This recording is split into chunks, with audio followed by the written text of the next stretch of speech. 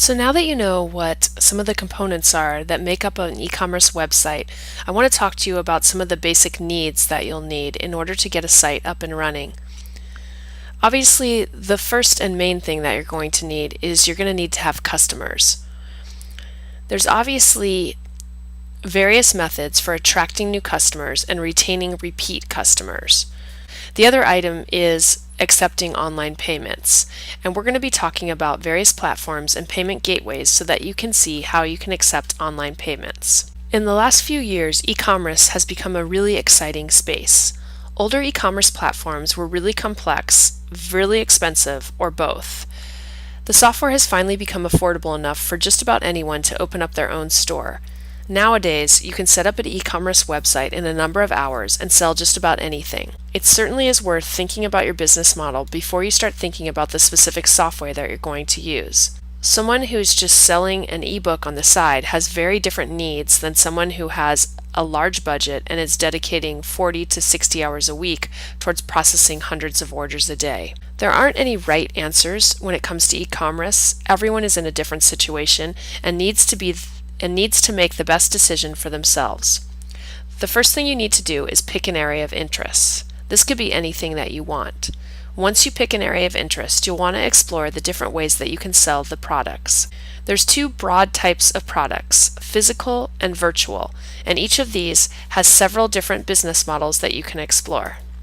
The standard e-commerce model that we all think of is selling physical goods. When you're selling physical goods, you need to consider how you're going to acquire those goods. Are you going to create them yourself, or are you going to be wholesaling the products? Creating the goods yourself can be very cost effective and certainly cheap way to get started, but it's time sensitive. It's difficult to grow a business if you're spending all of your time creating products. If you're doing wholesale resale, you're going to buy a large amount of products from a manufacturer and then you're going to resell those products. You make money by the markup that you pass on to the customers when you sell the products. These businesses require some capital to make your initial order. On the plus side, they're much easier to scale though. All you have to do is simply reinvest your capital. A pretty popular option that's being used today is something called drop shipping. Drop shipping is where you take orders on your site and then you send that information to the manufacturer or wholesaler and they send the products directly to the customer. This option doesn't require a huge investment and it usually requires very little interaction with the customer. If you can find a drop shipper for products that you want to carry, this is an excellent place for a business owner to start. The downside of drop shipping and wholesaling is that you'll definitely have to do the marketing to separate your store from the competition in order to sell your products. Another option is for you to manufacture the products. You can contact a manufacturer and work with them to create products in which you'll sell directly to your customers. A lot of businesses that start out making products by hand will later move to manufacturing. Virtual products are products that don't take up any space. These could be ebooks, software, music, or membership to a website. Virtual products can take a while to create, but once they're ready to sell, they can be sold over and over again with very little upkeep. If you're a trusted voice in an industry, you can use your reputation to sell products. You can either use affiliate marketing, where you recommend a product and when someone buys it, you get a commission. If you have the ability to bring traffic to your website, affiliate marketing can be a very successful avenue to explore. Affiliate marketing does take time because you have to have compelling content so that people will be able to find your site and they'll be able to come back. Once you've decided what you want to sell online, you have to start looking at who you're going to be selling to. Deciding on who you're going to sell to is going to determine your marketing and business model, but it should be done after you have an idea of what you want to sell.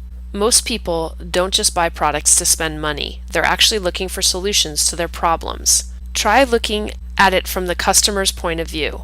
Once you have the customer in mind, you can create a site and communicate that message to your customer.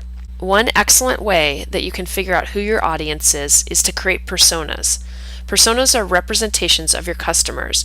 Instead of saying, our customers are middle-aged women, which is really broad, you can instead go into much greater detail and talk about their likes and dislikes, occupation, or anything else really, as long as it helps you to find who your customer is. In this example here, you can see that I have two very different users. I'm selling yoga-based accessories, but my users are going to be much different. Here I have products that would be great for a beginner. If you're catering to a beginner, you're going to want to provide additional information about the materials. You're going to want to have respected industry experts. You're going to want to have testimonials. You're going to want to make these individuals feel good about what they're buying. You're going to want to make them feel comfortable that they're making the right choice. If you're selling to more of an advanced user, they already know what they want, and they're not browsing quite as much as they're going to be a little bit more focused. They may be looking for a more premium experience. When dealing with an advanced user, you can limit the education that you have to give someone about a specific product and focus more on the brand and the social aspect of acquiring that particular company's products. Planning ahead is really important, and knowing who your audience is going to pay off in the long run, because you'll not be wasting your effort on providing information that isn't needed or not giving the information that would be required. There's many different ways that you can organize your products. You can sell them individually, you could sell them in bundles, as add-ons, or as configurable products. Or you might even be selling subscriptions. Each of these can be highly effective in the right circumstances. All-in-one products are where the user pays one fee and they have access to everything. One of the simplest ways to package products is to put them into bundles. Having bundles tells users what to expect. And if the user is new to something, it really is helpful for them to be able to buy a package that has all of the things that they're going to need. Bundles tend to work really well with beginners. A la carte products are where a user pays a low fee for just one or a few services, and then they can customize what they want by adding different items into their shopping cart. Add-ons are great if you're selling products where you're going to have other items that might enhance the core product that they're buying. So maybe if you were selling something, you might want to also sell a travel case for that particular item. They're a really easy way that you can create an upsell with the transaction. Subscriptions are a great feature where you can reward customers and give them a price break or other sort of incentive if they sign up. They're really great when you're selling a consumable product. An excellent way that you can test the market is to offer some sort of pre-sale that you can do to validate your product. Kickstarter is a company that has been very successful in allowing creators of a new product to be able to test the waters. In this way, they can develop one product before building out an entire product line. These crowdfunding sites like Kickstarter are great ways to raise money and to judge interest in a particular product. Here, Ryan Grepper created a cooler that had all other sorts of accoutrements built in, and he raised over $13 million through Kickstarter, where he had only built one product initially.